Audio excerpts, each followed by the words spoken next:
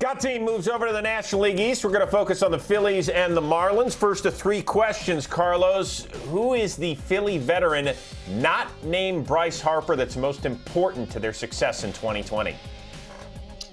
Man, I'm going to have to go with Andrew McCutchen. You know, obviously he comes with a great history. We know the success he's had in his career, but I think he could be a factor. If he goes, that whole entire lineup is going to click as he was. He just had the ACL situation, but he seems to be fully recovered. When he's healthy and doing what we know he's capable of doing, I know he's entering his age 33 season, but boy, man, when he is on, it seems like the Phillies were clicking just right. So I think he's going to have the biggest impact.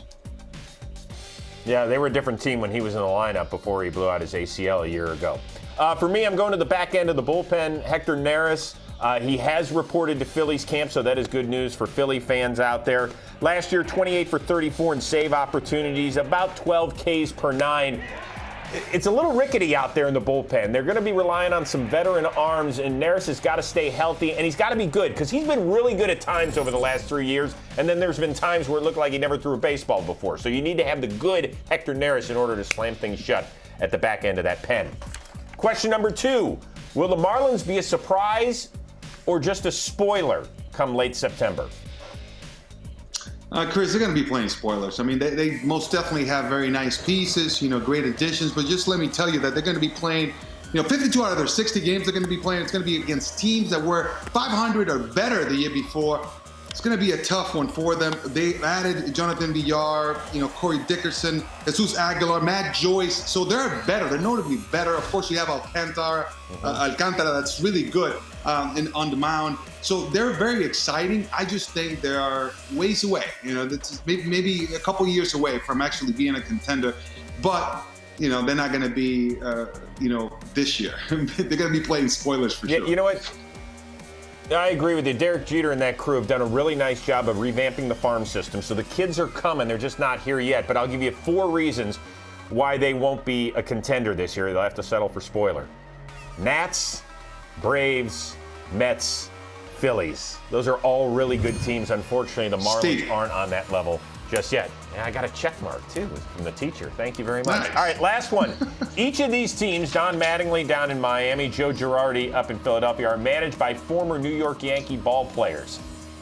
Which career in pinstripes would you rather have, Girardi or Mattingly? It's not as easy as it seems because Joe won 3 rings as a player up there.